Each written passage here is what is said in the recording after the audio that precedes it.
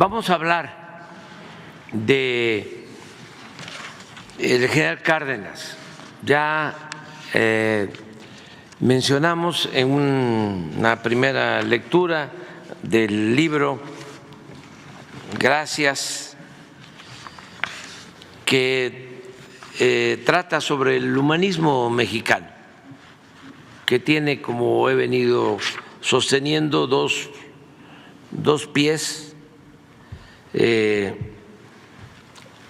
la tradición cultural de México, la grandeza cultural de México, que eso nos protege, eso es lo que se ha venido heredando de generación en generación,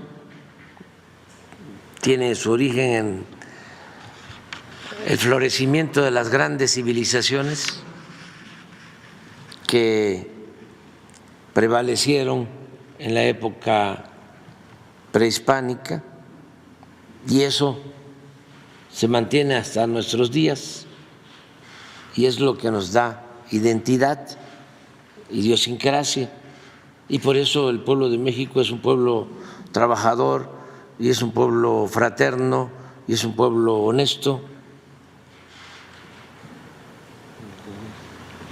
Eso nos ha ayudado mucho.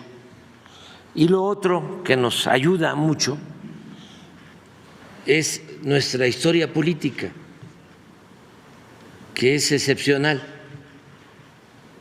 Son pocos los procesos políticos como el de México en el mundo, desde el movimiento de independencia, que fue distinto a la independencia que lograron otros pueblos de América Latina y el Caribe. Aquí la independencia con relación a España se hizo acompañar de la abolición de la esclavitud, de la justicia. Lo mismo, en ninguna nación, en ninguna parte del mundo se llevó a cabo una reforma como la que se realizó a mediados del siglo XIX, la que llevaron a cabo Juárez y los liberales para separar el poder clerical del poder público. Eso es único en el mundo. Y desde luego nosotros, nuestros antepasados tuvieron la osadía, tuvieron el arrojo de llevar a cabo una revolución, que es la primera revolución social del siglo XX, con una constitución de lo más avanzado en cuanto a garantizar derechos sociales. Entonces, el actor, el protagonista principal de toda esta historia siempre ha sido el pueblo de México, es el motor del cambio, pero han habido dirigentes excepcionales que también no los tienen en otros países. Por eso tenemos que recordarlos, porque todos ellos nos dejaron enseñanzas que son muy valiosas para enfrentar el presente y para tener un mejor porvenir.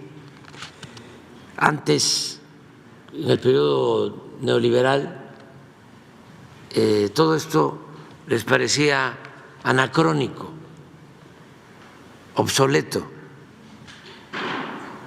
Hablaban del fin de la historia. Incluso en las escuelas, mejor dicho, los contenidos en los libros de texto ya no tenían el mismo peso, ni la historia, ni el civismo, ni la ética.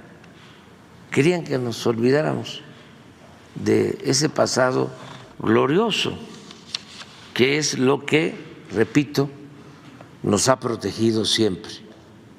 Y si estamos en un momento de esplendor en México con relación al mundo, contrario a lo que puedan pensar nuestros adversarios, porque México ahora tiene un lugar especial en el mundo, es por su potencial cultural y su fecunda historia política. No olvidar eso. Por eso salimos adelante frente a cualquier calamidad. Entonces, el general Cárdenas pues fue un político visionario. Hablábamos el tema inicial sobre su pensamiento, sobre su obra, de cómo puso en práctica una mecánica política muy eficaz, porque buscaba la transformación. Dividió el sexenio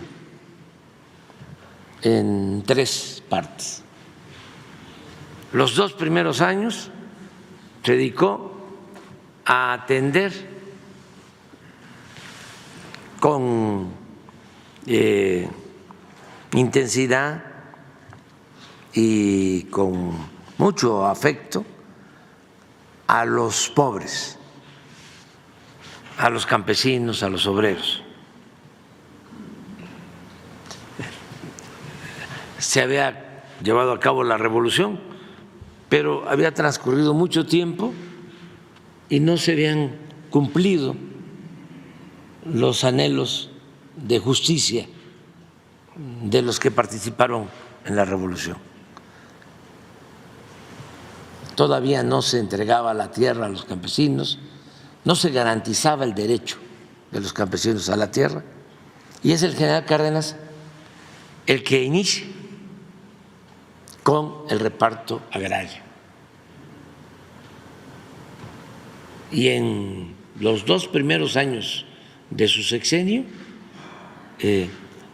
entrega tierras, restituye tierras comunales que habían sido invadidas por hacendados, por cerca de 9 millones de hectáreas para 500,000 familias en 2 años. Lo que no se había hecho en todos los gobiernos posrevolucionarios hasta la llegada del general Cárdenas. No habían entregado 9 millones de hectáreas. Al final el general entregó 18 millones de hectáreas a 1 millón de familias campesinas, en aquel tiempo muchos. Entonces, lo otro fue estar del lado de los trabajadores, garantizar el derecho de los trabajadores a salarios justos, a jornadas laborales de 8 horas, y después de eso, de estar con los campesinos, con los obreros, ya viene la segunda etapa de su estrategia, la organización. Es cuando surge la CNC, la Confederación Nacional Campesina, la CTM, Confederación de Trabajadores de México,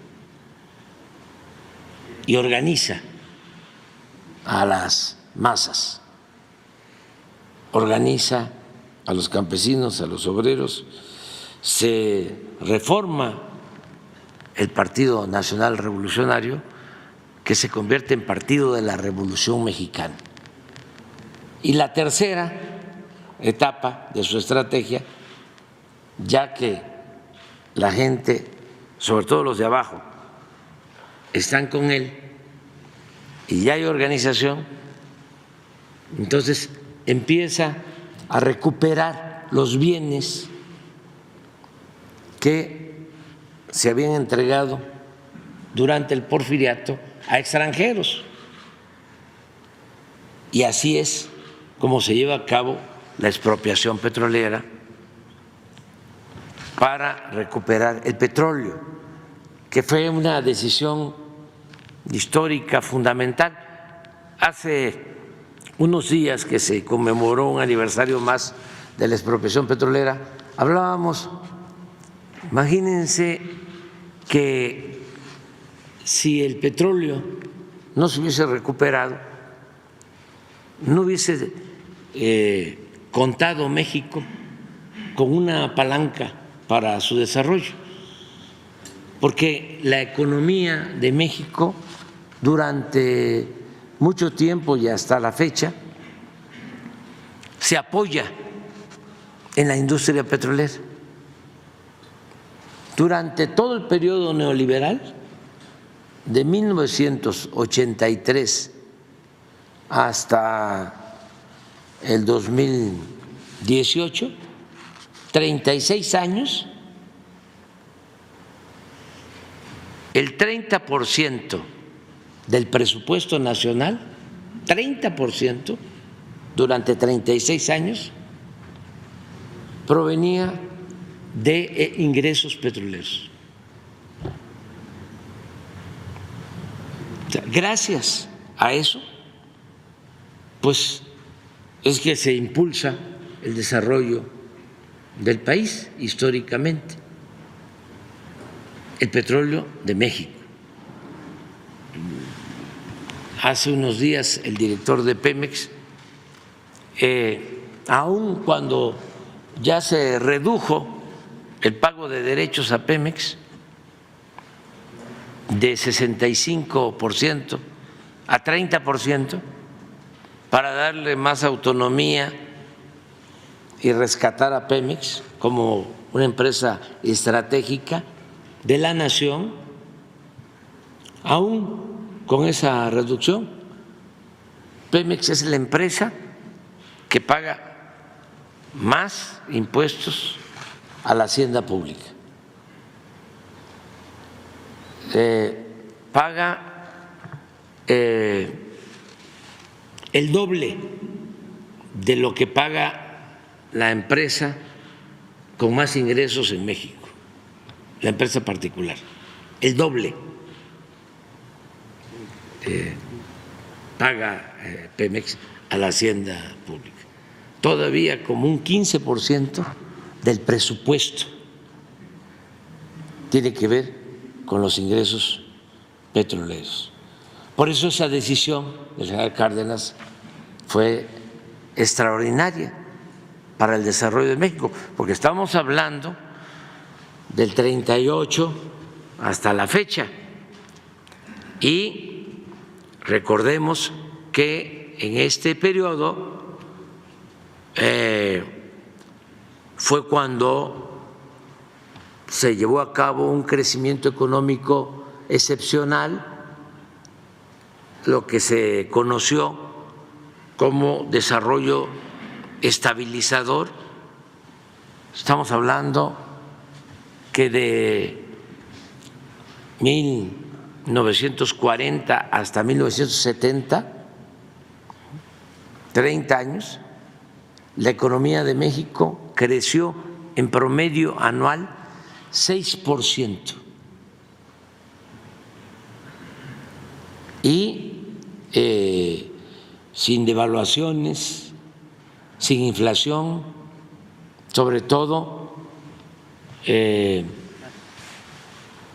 los tiempos que fue secretario de Hacienda Antonio Ortiz Mena, 12 años, tasas de más del 6%, sin inflación y sin devaluación. Se conoció eso como el milagro mexicano, pero tuvo que ver mucho con el impulso que tuvo la economía, porque México ya poseía petróleo, era el petróleo de la nación. Además de ser un auténtico humanista y poseer otras virtudes, el general Cárdenas supo manejar con precisión los tiempos. Eso es lo otro. Asunto que en política suele resultar esencial y definitorio. Política, entre otras cosas, es tiempo, manejo de tiempos. Unos días antes de anunciar la expropiación petrolera, anotó en su diario que sobre la carretera, en las cercanías de Cuernavaca, caminó y platicó durante más de una hora con su maestro, amigo, compañero y paisano, el general Francisco J. Mújica. Menciona el general Cárdenas lo siguiente, lo cito: hicimos consideraciones de las circunstancias que podrían presentarse si gobiernos como los de Inglaterra y Estados Unidos, interesados en respaldar a las empresas petroleras, presionaban al gobierno de México con medidas violentas, pero tomamos también en cuenta que se presenta ya, decía entonces, la amenaza de una nueva guerra mundial con las provocaciones que desarrolla el imperialismo nazifascista y que esto los detendría de agredir a México. Habla de Estados Unidos y de Inglaterra. En el caso de que se decretara la expropiación. Entre otras razones, y aprovechando esas circunstancias, como sabemos, el 18 de marzo de 1938 se lleva a cabo la expropiación petrolera.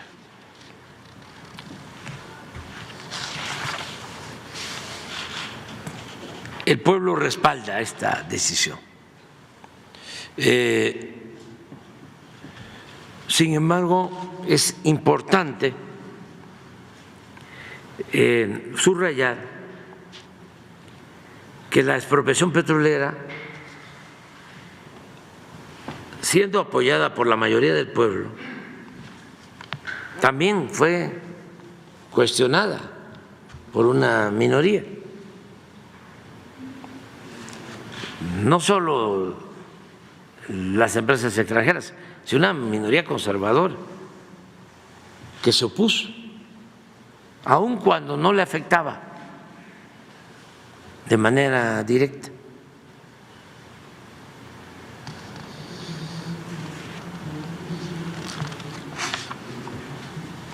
En las fotos de la época se advierte la presencia mayoritaria de la gente humilde, los que más apoyaron, hombres y mujeres indígenas, campesinos, obreros, maestros, empleados e integrantes de las clases medias bajas. Fue el pueblo raso el que apoyó y cooperó con el gobierno para el pago de las indemnizaciones a las compañías petroleras extranjeras. ¿Cómo olvidar que tantas mujeres pobres donaron parte de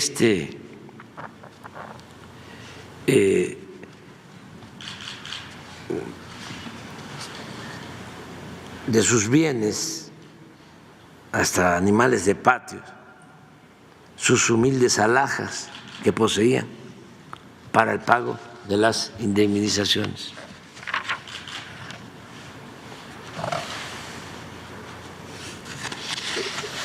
Es importante, ya lo hemos visto en otras ocasiones, que además de ese masivo y contundente respaldo popular, el gobierno del general Cárdenas contaba con otra circunstancia favorable, porque siempre lo interno está vinculado con factores externos, circunstancias internacionales. Por ejemplo, a nosotros los mexicanos nos ayudó mucho que cuando la intervención francesa estuviese en la presidencia o estaba llegando a la presidencia de Estados Unidos, Abraham Lincoln, y él asumió una actitud en favor de México, en contra de la invasión francesa. Nunca reconoció a Maximiliano. Y no es casual que el presidente Juárez haya optado por ir a mantener en alto la bandera de nuestra República en lo que antes se llamaba Paso del Norte y hoy se llama Ciudad Juárez.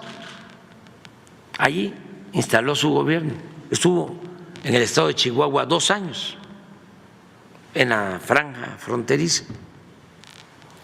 Eso es importante. Madero, con la revolución, ¿por dónde entra?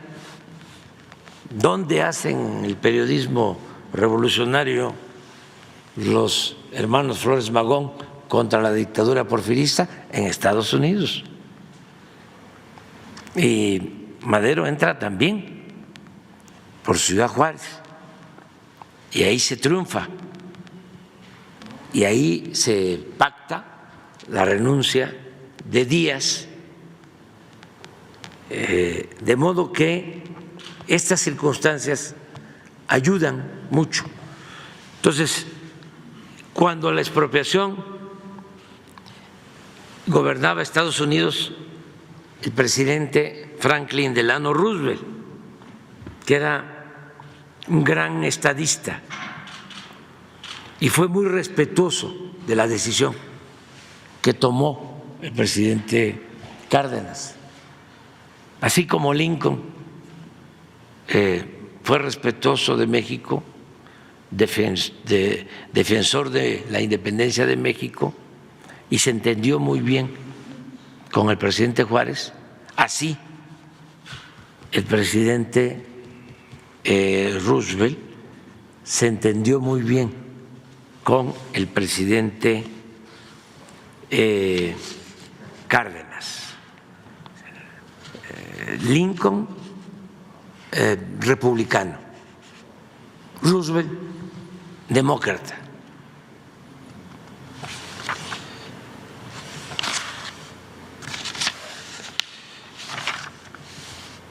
Ya hemos visto en otras ocasiones cómo se tuvo también pues un reconocimiento del presidente Cárdenas en su momento al presidente Roosevelt. Hay una carta que le envía el presidente Cárdenas donde le dice: mi gobierno considera que la actitud asumida por los Estados Unidos de Norteamérica en el caso de la expropiación de las compañías petroleras viene a afirmar una vez más la soberanía de los pueblos de este continente que con tanto empeño ha venido sosteniendo el estadista del país más poderoso de América, el excelentísimo señor presidente Roosevelt.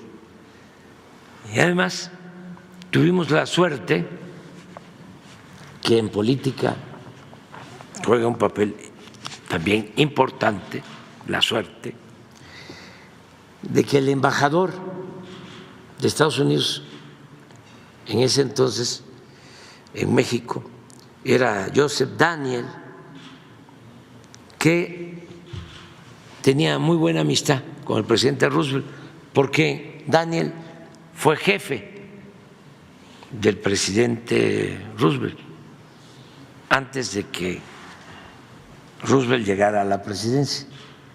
Daniel fue secretario de Marina en Estados Unidos y de él dependía el presidente Roosevelt. Cuando el presidente Roosevelt llega a la presidencia, nombra a su antiguo jefe, lo nombra embajador de Estados Unidos en México. Y Daniel era excepcional. En sus memorias, por ejemplo, escribe lo siguiente: